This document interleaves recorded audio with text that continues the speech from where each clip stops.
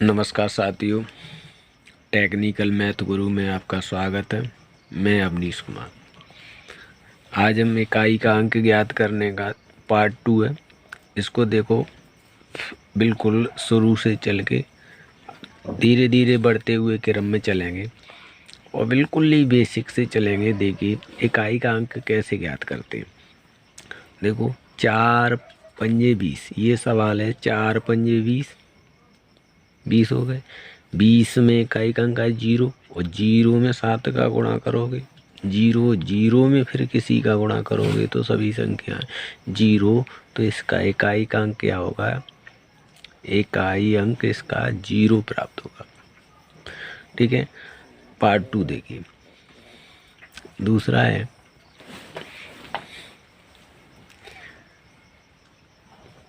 41, 35, 38, 11। इसका इकाई का क्या अंक क्या? तो इकाई के अंक का देखिए गुणा करेंगे।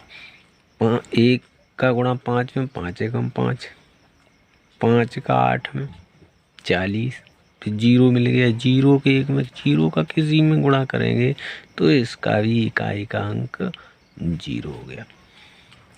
ठीक है, इकाई का अंक 0 प्राप्त हुआ।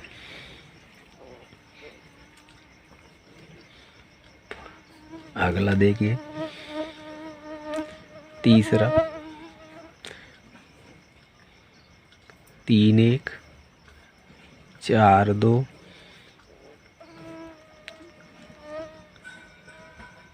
3 4, 5 2। ये अब देखो इसका इकाई का अंक 2 एकम 2, फिर इकाई का अंक से इकाई का 2 चौक 8, 8 दूनी 16, यानी कि 8 दूनी 16। तो इसका इकाई का अंक क्या मिलेगा हमें? 6। 16 का इकाई का अंक क्या होता है? 6। तो इकाई अंक बराबर 6। इस तरीके से हम ज्ञात करते हैं इकाई का अंक। अब देखिए इसका थोड़ा लेवल बढ़ाते हैं। सवाल नंबर 4। सवाल नंबर 4 है, हम इसका इकाई का अंक ज्ञात करेंगे। सवाल नंबर 4 का तो देखिए 5 4 की पावर 3 2 गुणित 3 4 की पावर 4 3 गुणा 1 5 की पावर 3 4, कोई भी संख्या ले लो। अब इसका इकाई का अंक ज्ञात करना है।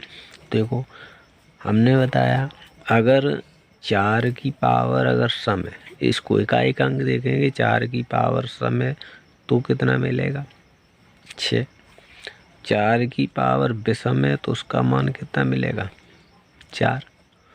ठीक है, 4 की पावर देखो 4 चौक 16 और फिर 4 का गुणा करेंगे 16 में तो 6 चौक 24, 4 मिलेगा।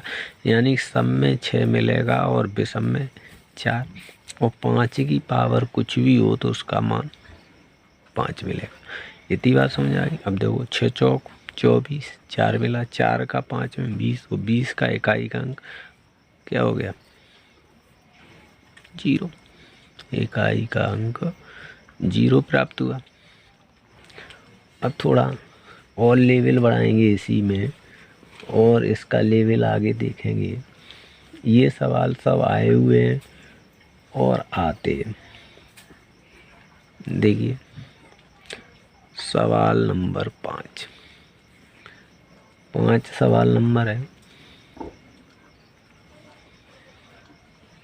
207 गुणा 781 गुणा 39 गुणा 4। इसका इकाई का अंक हमें चाहिए। तो देखो इसका इकाई का अंक 7। 7 में 1 का गुणा करेंगे 1, 1 का गुणा 9 में करेंगे 7 एकम 7, 7 ने 63 कितने मिले? 3, और 3 का 4 में करेंगे 3 चौकू 12। तो इसको लिखने का ढंग देखो, यहाँ से इकाई अंक 7 गुणा इकाई अंक 1 गुणा इकाई अंक 9 गुणा 4, ये हो गया।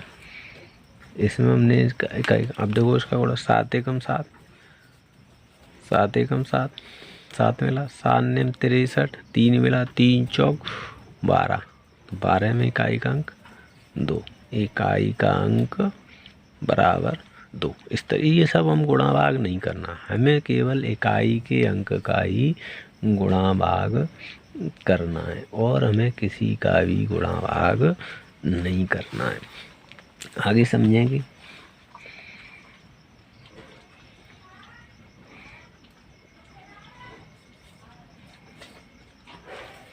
आगे समझिएगा, देखिए इसको समझिए, ये प्लस में इसको कैसे करेंगे कि इसमें पहले सर्वप्रथम कॉमन ले लो, 124 की पावर 372 कॉमन आए तो यहाँ बच गया 1 और यहाँ एक घात बच गई तो यानी 124 बच गए। अब समझेंगे, इसका इकाई का अंक 4 है, 4 का भाग अगर हम इसमें देंगे तो 4 का भाग 2, इसमें 4 नेम 36, 4 गुणा 4 नेम 36 बचे कितने 36, एक बचा और 4 3 12 93। या ऐसे समझिए कि अगर इसकी पावर ये कैसी है सम है तो इसका मान कितना होगा, इसकी पावर सम है तो इसका मान 6 हो, और ये हो गए प्लस, ये प्लस आ गया, ये कितने हो गए 125, ये इसके बीच में गुणा तो ये हो गए 6 और ये हो गए 125 और 6 का 5 में गुणा करो कितने हो गए 30, इकाई का अंक कितना हो गया बराबर 0।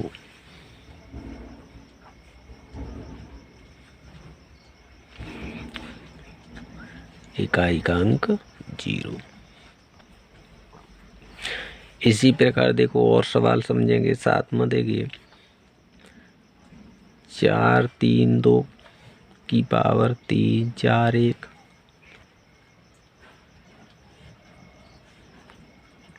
गुणित 5 4 3 की पावर 4 1 गुणा 3 7 9 की पावर 5 या 51, ऐसे समझो। ये तो देखो इसको पहले निकालेंगे तो देखो 2 की पावर 4 का भाग दो 4 गुणा भाग देंगे 4 अट्ठू 32, 4 अट्ठू 32 कितने 2 बचे, 4 पंजे 20, 1 बच गया तो यहाँ गुणा लगा के 2 की पावर 1 लिखो गुणा 3 की पावर 41, तो देखो 3 4 गुणा 10 गुणा 3 की पावर 1 बच गई, यानी वो 5 की पावर बताया था कि अगर समय तो 1 आएगा और बेसमय तो 9 आएगा, तो इसका मान 9 हो गया, इस पे पावर बेसम लगेगी, डायरेक्ट समझो। तो देखो इसका मान 2 की पावर कुछ भी हो उसका मान 6 गुणा 2 हो गए, 3 की पावर कुछ भी हो उसका मान 4 से डिवाइड हो रहा है 1 और ये हो गए 3 गुणा 9, ये प्राप्त हुआ। अब देखो 6 दूनी 12, 12 का इकाई का 2, 2 का 1 में 2, 2 का 3 में 6 और 6 का 9 में 9 6 54, तो इकाई का अंक कितना आया 4। इस तरीके। अगला समझिए, हमने बताया था कि अगर इकाई के स्थान पर 0 1 5 6 आता है तो ये अपरिवर्तित रहते हैं, जैसे 1 4 5 6 0, इसकी पावर कुछ भी हो 3 4 6, तो इसका इकाई का अंक अगर 0 है तो इकाई का अंक 0 ही मिलेगा। अगर इसी के साथ यहाँ 1 होता तो कुछ भी घात होती तो उसका मान कितना होता 1 होता, 5 होती तो 5 होता, 6 होती तो 6 होता। अगला समझो, अगला हमने बताया कि 4 की पावर अगर सम है तो कितना आएगा, 4 की पावर सम है तो इकाई का अंक आएगा 6। और अगर 4 की पावर विषम है, जैसे 3, 5, 7 जो 2 से नहीं कट रही है, तो इकाई का अंक कितना होगा, 4 होगा। इसी तरीके से हमने बताया कि 9 की पावर अगर समय 2 है, समय तो इकाई का अंक आएगा 1 डायरेक्ट। और अगर 9 की पावर 3 यानी विषम है तो इसका कितना मान आएगा, 9 आएगा। ठीक है, ये प्रोसीजर है। और बाकी की जो संख्याएं रह गई उनको आप जानते ही हो, जैसे 2 की पावर 4, इसका इकाई का अंक 6,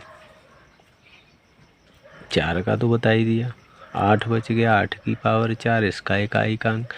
इसके अलावा हमारे पास रहेगी 3 की पावर 4, इसका मान इकाई का अंक 1, 7 की पावर इसका इकाई का अंक 1। ये सभी संख्याएं हैं जो इनके मान इस तरीके से हैं, जो हमने पार्ट 1 में आपको बता दिए थे। अब थोड़ा यहाँ समझेंगे कुछ और सवाल। देखो, जैसे अगर इस तरीके से मान लीजिए दिया है किसी की, अगर 3 की पावर 101, इसको हल करने का तरीका क्या है कि पहले 4 यहाँ गुणा लिखो, 4 का इसमें भाग दो, 4 का भाग दोगे तो 25, 24, 100 पे बचे कितने, 1। तो यहाँ गुणा लगा के 3 की पावर 1 लिखो सीधा, कुछ मत समझो, सीधा क्या करेंगे कि 4 का इसमें भाग दो, 4 गुणा जितनी बार जाए वो यहाँ लिखो, गुणे तो 3 जो बच जाए उसकी पावर यहाँ लिखो। ठीक, तो देखो इसका मान 3 की पावर कुछ भी लगी हो, यानी जो 4 से डिवाइडेड होना चाहिए उसका मान 1, और 3 की पावर 1 का मान 3, तो इकाई का अंक कितना हो गया, 3।